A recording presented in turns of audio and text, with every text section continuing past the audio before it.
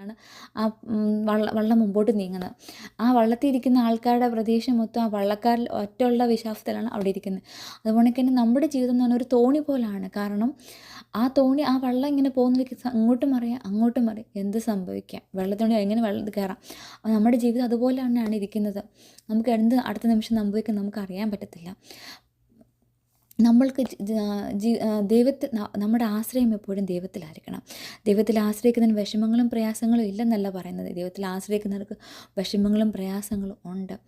പക്ഷേ നമ്മൾ ആ ദൈവത്തിനോട് അടുക്കാൻ വേണ്ടിയാണ്, ഒരിക്കലും ദൈവത്തിൽ നിന്ന് അകലാൻ വേണ്ടിയല്ല. ദൈവം നമ്മളെ ഇച്ചിരി കൂടെ പഠിപ്പിക്കാൻ വേണ്ടി, ദൈവത്തിനോട് അടുക്കാൻ വേണ്ടിയാണ്. അപ്പോൾ ദൈവം നമ്മൾ ഒരുക്കുന്നതാണ് ദൈവത്തിൻ്റെ നാലജത്തിൽ നമ്മളെ വാഴുവാൻ വേണ്ടി. എൻ്റെ കൂടെ കഷ്ടം അനുഭവിക്കുന്നുണ്ട്, ഒരു രാജ്യത്തെ വാഴുമെന്നാണ്. നമ്മുടെ ജീവിതം എന്ന് പറഞ്ഞാൽ ഒരു തോണി പോലെയാണ്. ഉദാഹരണമായി പറഞ്ഞു കഴിഞ്ഞാൽ പണ്ടത്തെ കാലത്ത് വള്ളമൊക്കെ ഓടിച്ചുകൊണ്ടിരിക്കുന്ന വള്ളക്കാരൻ്റെ കയ്യിൽ ഒരു ഒരു കോല് കാണും. ആ കോല് കൊണ്ട് അയാൾ തുഴഞ്ഞാണ് ആ വള്ളം മുമ്പോട്ട് നീങ്ങുന്നത്. ആ വള്ളത്തിൽ ഇരിക്കുന്ന ആൾക്കാരുടെ പ്രതീക്ഷ മൊത്തം ആ വള്ളക്കാരിൽ ഒറ്റയുള്ള വിശ്വാസത്തിലാണ് അവിടെ ഇരിക്കുന്നത്. അതുപോലെ തന്നെ നമ്മുടെ ജീവിതം എന്ന് പറഞ്ഞാൽ ഒരു തോണി പോലാണ്. കാരണം ആ തോണി ആ വള്ളം ഇങ്ങനെ പോകുന്നതിലേക്ക് അങ്ങോട്ടും മറിയാം അങ്ങോട്ടും മറിയാം, എന്ത് സംഭവിക്കാം, വെള്ളത്തോണി എങ്ങനെ വെള്ളത്തിൽ കയറാം. നമ്മുടെ ജീവിതം അതുപോലെ തന്നെയാണ് ഇരിക്കുന്നത്. നമുക്ക് എന്ത് അടുത്ത നിമിഷം സംഭവിക്കും നമുക്ക് അറിയാൻ പറ്റത്തില്ല.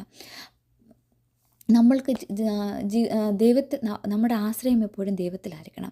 ദൈവത്തിൽ ആശ്രയിക്കുന്നതിന് വിഷമങ്ങളും പ്രയാസങ്ങളും ഇല്ലെന്നല്ല പറയുന്നത്. ദൈവത്തിൽ ആശ്രയിക്കുന്നവർക്ക് വിഷമങ്ങളും പ്രയാസങ്ങളും ഉണ്ട്.